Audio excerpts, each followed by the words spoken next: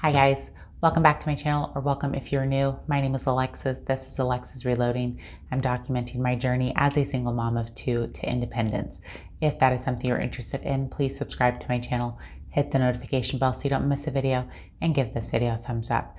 Today's video is going to be a budget review for June of 2021. This is a new video for me. I am pretty excited about it. I'm going to be honest with you. I try to be as transparent as possible with my numbers, and last month was not a good month for me. I budgeted correctly and I planned for things, but honestly, the execution of it just did not go as I wanted it to. I'm going to give myself a C at this moment without giving you guys the numbers yet. And mostly that is because I still applied a lot of money towards my goals, but I definitely didn't stick to my budget. If it wasn't for the fact that I applied extra towards these goals, I probably would be giving myself a D. Honestly, it was that bad. So let's get into it. Again, if you're not already subscribed, do so now, and let's start. I've got a few pens I'm going to be using. Red and green. Basically, if I was on track with my budget, it's going to be green. If I went over in any category, it's going to be red. So we will see how that works out. Okay, to start, for my income, I was projecting $4,462, and that actually came in at $4,365. And so I was under by $97. That really was just a payment that was supposed to be received before the end of the month, came in at the beginning of July. So that will be added to July's income. For my mom, I gave my mom $400 and I budgeted $400. So there's a difference of $0. Insurance was also on task at $148. Gas, I have not had to fill up my gas tank as much as I usually do. And this actually did surprise me. So that came in at $96. I only had to fill up twice during that month. And so for gas, I was under $104. This is good. I still am going to keep my gas budget at $100 per pay period. Gas is just one of those categories that I never want to miss or not have enough money for. So we're going to keep it at what it is, but I was surprised.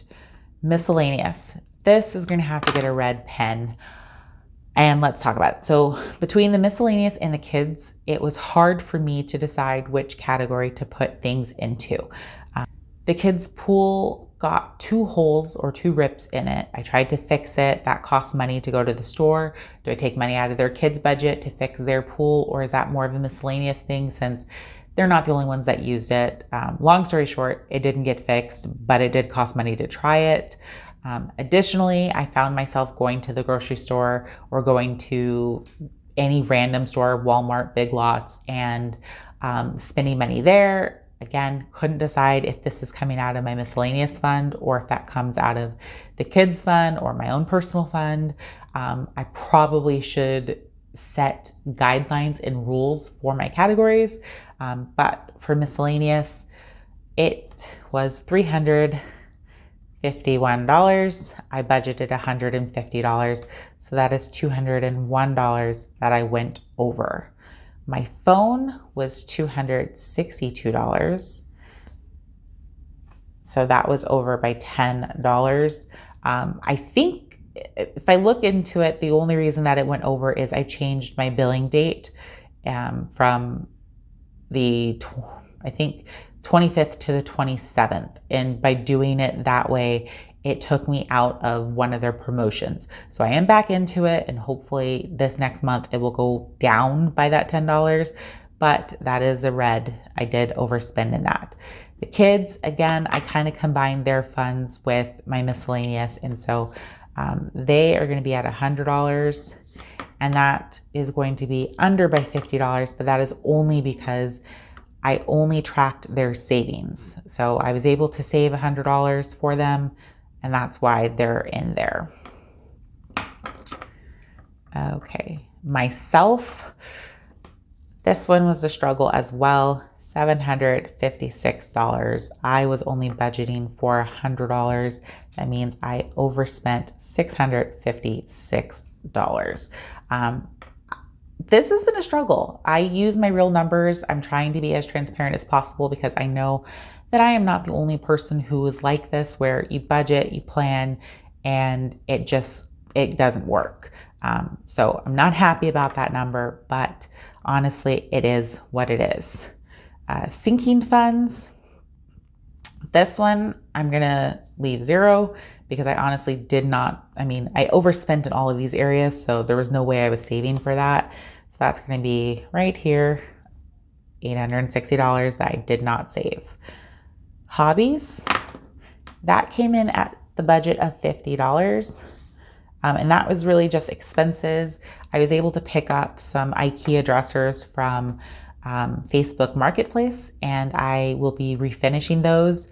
I thought I was going to sell them, but I think honestly I am going to save them. If you hear fireworks in the background, it is still 4th of July. It's actually the 6th when I'm recording this, but my neighbors are still celebrating. So I do apologize for that noise. It is what it is. It's now 11 o'clock at night. So yes, hobbies. I picked up 2 IKEA dressers and nightstands, and I'm refinishing them. I think that I'm going to keep them instead of selling them, but I was able to just get my expenses to just $50. Clothing, this one was $100. And so I came under $100. My daughter liked what I bought her, just shorts and a few tops. My son was not that impressed with his. He is definitely into athletic gear. And so I ended up taking his back. I will get him his replacements later, but it did not happen this month. My car, I budgeted $1,952 and I actually spent $1,215. So that means I was under $737. Few things that I'm going to add into this. Savings. I started a savings plan. I will link that video down below where I'm talking about how my goal is I want to save three months of expenses eventually. I'm going to put that in as an error because I wasn't planning to do it when I started my budget, but it's not something that I'm upset with myself for doing. So we will add this all together and then we'll talk about how I messed up, okay?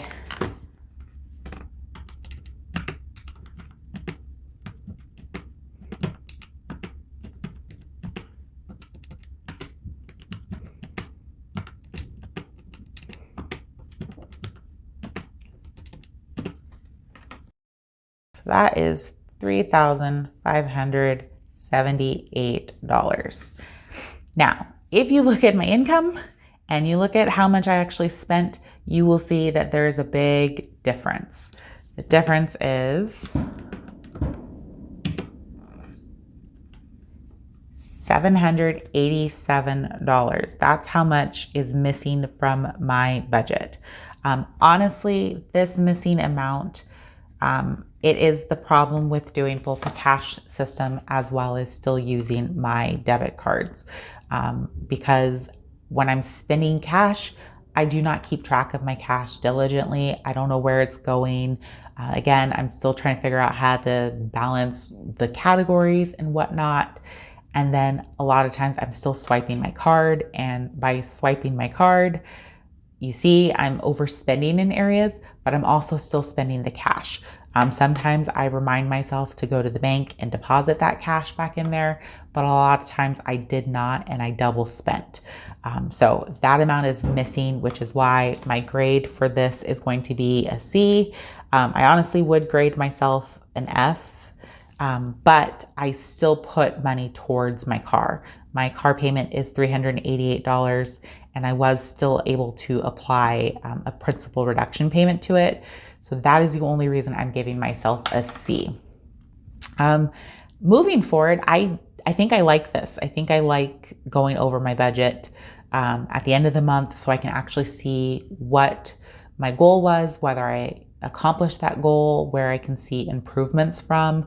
Looking at it plain as day like this, it scares me, and the transparency scares me as well. If you were following me because I pay off so much debt and I've got my stuff together all the time, I am sorry, that is not me. This is real life. This is a real budget. And I have not figured it out yet. I am still learning and I am still growing. I hope that if you are not already subscribed, you subscribe and start following me and encouraging me, and I encourage you as well, and we grow together. That is going to do it for today's video. I am so thankful that you are watching it. If you liked this video, give it a thumbs up. Comment down below if your budget is looking similar to mine, where sometimes we just cannot get it right. And that is going to do it for today's video. Thank you so much. I'll see you again. Bye.